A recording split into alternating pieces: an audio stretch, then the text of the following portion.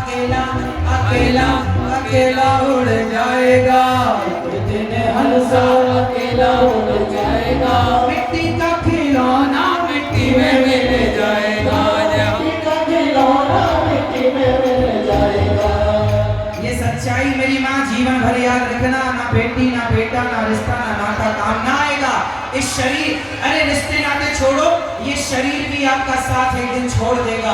इसलिए जब तक शरीर है, इस शरीर से पुण्य कर लो, अच्छे काम कर लो, वो अच्छे कर्म पुण्य आपके संग संग जाएगा और इस धरा पर सब धरा रह जाएगा। इसलिए कहता हूँ पुण्य करने में कसर ना छोड़ो, अच्छे काम करने में कसर ना छोड़ो। यहाँ सारा कुछ रह जाना है, सबका रह गया तो तुम्हारा भी रह जाएगा। संग क्या, मैया बैठो मेरी माँ, अभी राम जी का जन्म करेंगे, राम जी का जन्म होगा, बैठो मेरी माँ, उत्सव होगा भी। चलो बताओ कौन जाएगा हमारे साथ? क्या? धर्मानुगो गच्छति जीव एकः। इसलिए धर्म करो। इसलिए हम आप लोगों से कहते हैं थोड़ा थोड़ा पुण्य जल बिंदु निपातेन क्रमशः पूयते घटः सः हेतु सर्व विद्यानां धनस्य च धर्मस्य च। जैसे एक एक बूंद जल इकट्ठा करने से एक दिन घड़ा भर जाता है, ऐसे थोड़ा थोड़ा धर्म करने से व्यक्ति बड़ा धर्मात्मा हो जाता है। धर्म का भी काम धीरे धीरे करते चलो। इसलिए आप लोगों से कहता हूँ कि आप लोग भी धर्म करो, इन हाथों से दान करो, पुण्य करो, क्योंकि वही पूंजी संग संग जाएगी। मैंने तो अपना शुरू कर दिया है अपना काम। आप लोगों से हम बताएं, हमने भगवान की प्रेरणा ईश्वर ने ऐसी दी, बिहारी जी ने ऐसा हाथ पकड़ा और ऐसा काम कराया कि वृंदावन में आज हजारों संतों का भोजन चलता है, रसोई अन्न क्षेत्र चलता है, वृद्ध माओं की सेवा होती है, बच्चों की पढ़ाई के लिए गुरुकुल बन रहा है, सबको निःशुल्क भोजन, निःशुल्क शिक्षा और वृद्ध माओं की सेवा। 265 माताएं बच्चे घर से निकाल देते हैं, सेवा ये दास करता है। मुझे तो अच्छा लगता है। जब मैं मर के जाऊंगा ना तो भगवान मेरे से पूछेंगे क्यों तुमने क्या किया? मैया, ओ मेरी प्यारी माँ, बैठ जाओ मेरी काली पीली नीली मैया, अभी चली जाना मेरी माँ, बैठो। ओ मेरी मैया, हाँ सुन रही हो तो बैठ जाओ मैया। सुनो, जब मैं मरकर जाऊंगा ना तो भगवान मेरे से पूछेंगे क्यों अनिरुद्धाचार्य, तुम्हें हमने भेजा था, बताओ तुमने क्या किया? तो मैं बताऊंगा, पता क्या किया? मैं बताऊंगा, मैं चीन धाम गया था, कथा सुना के आया हूँ और लोगों को सही रास्ता सही मार्ग बताकर आया हूँ।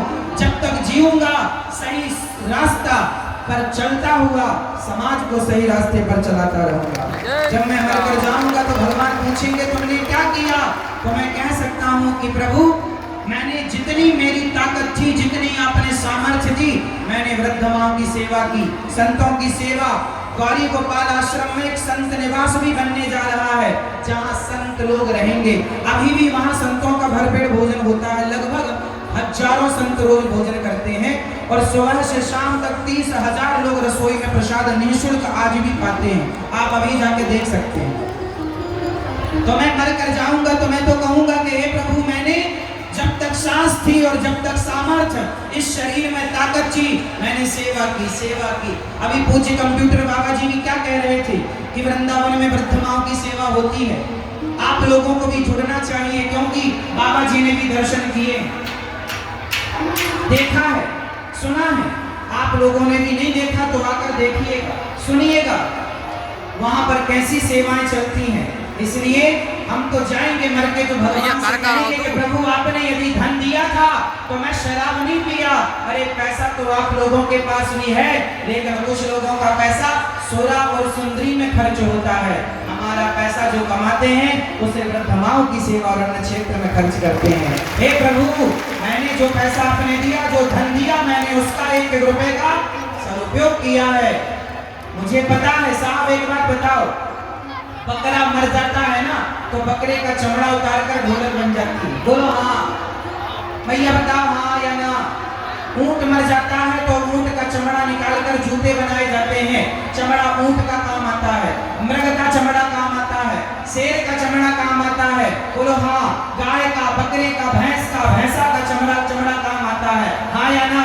बोलो हाँ। ये बताओ कि हम मरेंगे तो हमारा चमड़ा किस काम पे आएगा? अरे भैया, हमारे चमड़े की तो जूती भी नहीं बनेगी, हमारे चमड़े की तो चप्पल भी नहीं बनेगी। मरने के बाद हमारा चमड़ा जूता चप्पल के काम नहीं आएगा। जीते जी काम आ सकता है कि इन हाथों से किसी को 2 वक्त की रोटी दे सको, प्यासे को पानी और बेसहारा को सहारा। जीते जी बन जाओ किसी का सहारा। मरने के बाद तो तुम्हारी चमड़ी काम आनी नहीं है। तो मैंने भी सोचा जब मेरी चमड़ी मरने के बाद काम नहीं आनी तो जीते जी इसका उपयोग किया जाए। तो मैंने जीते जी उपयोग किया और मैंने वृद्ध माओं की सेवा का संकल्प लिया। बिहारी जी ने इस संकल्प को पूरा किया। 265 माताएं वृंदावन में हैं और 1000 माताओं को रहने के लिए बड़ा आश्रम बन रहा है। बताओ ये बेसहारा माओं की सेवा करना सही है या गलत? जोर से। मैं चाहूंगा कि रायसेन जिला की रोटी भी वृंदावन पहुंचे, बरेली की रोटी भी, इस क्षेत्र की 100 गांव की 200 गांव की रोटी भी वृंदावन पहुंचे और वहां आपकी रोटी का भोग लगे और संत खाएं और भोजन में माताएं, वृद्ध माताएं खाएं और आपके बच्चों को दुआएं दें। पीछे कार्यालय लगा हुआ है वृंदावन गौरी गोपाल आश्रम के नाम से, नाम जरूर लिखवाइएगा। और ये चमड़ी मैंने तो जवाब तैयार कर रखा है, भगवान को देने के लिए जाऊंगा, तुरंत जवाब दूंगा कि प्रभु मैंने समय का दुरुपयोग नहीं किया, मैंने अपने शरीर दिया, सांसें दी, मेरी हर सांस कथा सुनाने में खर्च हो रही है, भगवान का नाम जपने में खर्च हो रही है, सेवा करने में खर्च हो रही है। मैं तो जवाब लिए बैठा हूँ भगवान को देने के लिए। आपके पास क्या जवाब है? जब पूछेंगे भगवान आपने क्या किया तो क्या कहोगे? कि हमने दूसरों की थालियों की रोटियां छीन ली, हमने भ्रष्टाचार किया, हमने लूटा, हमने ठगा। ना साहब, ठगना मत, लूटना मत। हम तो देखो भीख मांगते हैं आप लोगों से और मांग कर सेवा करते हैं, हम ठगते नहीं है किसी को। अच्छा लगे तो देना, नहीं लगे तो मत देना। किसी की जेब में जबरदस्ती हम हाथ भी नहीं डालते। बता देते हैं कि सेवाएं हैं, चाहो तो करो, नहीं तो करने वाले तो भगवान हैं ही, वो किसी न किसी रूप में करते ही हैं।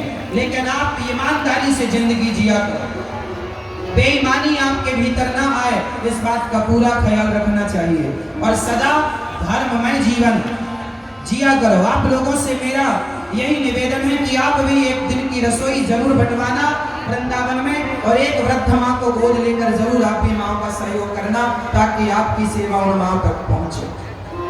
हौई न विषय विराग भवन बसत भा चौथपन हृदय बहुत दुख लाग जन्म गयो हरि भक्ति में। जब मनु और शत्रुपा को वैराग्य नहीं हुआ तो उन्होंने बड़ा धिक्कारा अपने आप को, राम राम राम राम। मेरा समय बीत गया और घर परिवार छोड़कर ये मनु शत्रुपा प्रियव्रत उत्तानपाद के पिता हैं और जंगल गए और निर्जला रह करके भोजन पानी त्याग कर हजारों वर्षों तक घोर तपस्या की। ब्रह्मा विष्णु महेश ने कहा वरदान मांग लो, नहीं मांगा। अंत में राम जी आए, वरदान क्या मांगा? हे प्रभु आपकी तरह मुझे पुत्र चाहिए। भगवान ने कहा मेरी तरह तो मैं ही हूं और कोई हो नहीं सकता, जाओ मैं आपका पुत्र बनकर के आऊंगा जब आप दशरथ बनकर आएंगे।